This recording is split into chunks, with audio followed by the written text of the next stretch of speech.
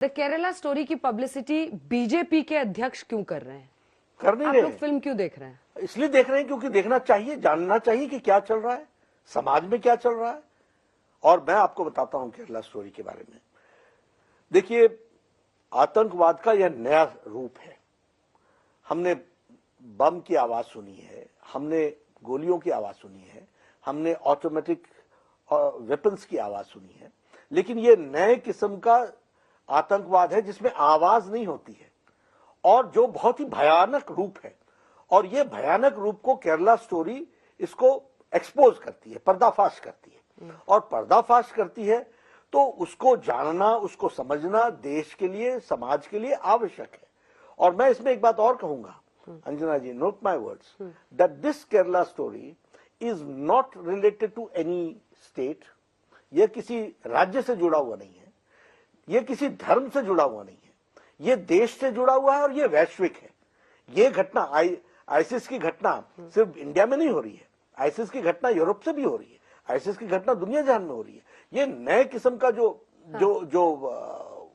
वो है अपना, और नए किस्म का ये रूप लेकर के जो सामने आ रहा है, इसको सामने आना आवश्यक है। मैं पूरी बात कर लूं। दूसरी बात अंजना जी, कि हमारा यूथ जो है उसको पहले टेम्प्ट कराना, उसको प्रलोभन देना, उसको लेके आना। ये केरला स्टोरी क्या बताती है कि यही इसका रूप है कि इसको पहले प्रलोभन देके लाना, बाद में इसके लिए उसको धक्का देना और पॉइंट ऑफ नो रिटर्न तक पहुंचा देना। एंड इवन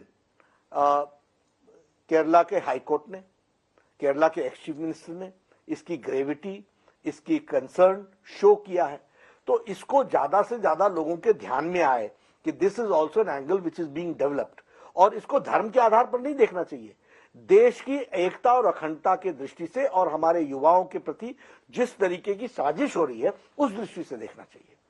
पिनराई विजयन साहब लेकिन टारगेट कर रहे हैं कि इसको जानबूझ के बीजेपी इसलिए प्रमोट कर रही है क्योंकि केरल पे नजर है, केरला की बदनामी हो रही है, ये कह रहे हैं। ऐसा है, आप अपने समाज में एज होम मिनिस्टर चिंता न करो, दुनिया जहान की आपके यहां चीजें चलती रहें, हैं, हर तरीके के संगठन वहां पर अपना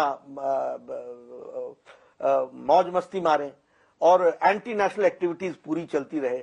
पीएफआई बैन होती है तो अरेस्टिंग कहां से होती है? केरल से होती है। तो उसके बारे में आप चिंता ना करो। और जब देश की एकता और अखंडता के लिए कोई सरकार काम आए तो वो केरल को बदनाम कर रहे हैं। केरल तो गॉड्स ओन स्टेट है, वो तो गॉड्स ओन कंट्री है। वो हम लोगों ने तो उसको हमेशा उसी दृष्टि से देखा है, प्रधानमंत्री मोदी जी ने भी उसके बारे में कहा है। लेकिन जो वहां के लोग राज कर रहे हैं, अगर if they do not fulfil their responsibility, अगर वो अपनी जिम्मेवारियों के प्रति उदासीन हो जाए तो फिर चीजों को सामने लाना ये भारतीय जनता पार्टी की जिम्मेवारी है। राम मंदिर, अनुच्छेद 370 का हटाना और यूनिफॉर्म सिविल कोड आपका कोर एजेंडा बीजेपी का है सर। तो आपने उत्तराखंड में, गुजरात में, यूपी में 3 जगहों पर कमेटी बनाई है, मैनिफेस्टो में डाला है। आपने मैनिफेस्टो में कर्नाटक में भी यूसीसी डाला है।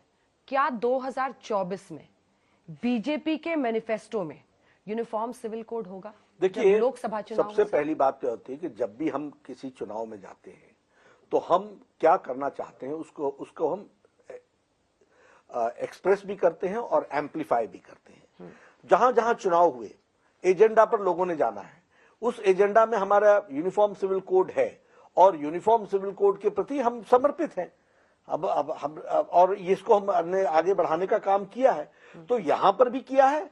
आगे चल करके जो मैनिफेस्टो कमेटी बनेगी, जो केंद्र की मैनिफेस्टो कमेटी होगी, उस पर विचार करेगी और जो विचार करेगी उसको हम आगे रखेंगे। आपका बतौर अध्यक्ष क्या राय है? देखिए, हम तो हमेशा कहते हैं कि हम यूनिफॉर्म सिविल कोड की आवश्यकता है, क्योंकि देश के रिसोर्सेज, देश के बारे में सोचना ये सबकी जिम्मेवारी है। It is a national responsibility, it is the responsibility of the state, और हमको अपनी जिम्मेवारियों को जिम्मेवार तरीके से निभाना चाहिए।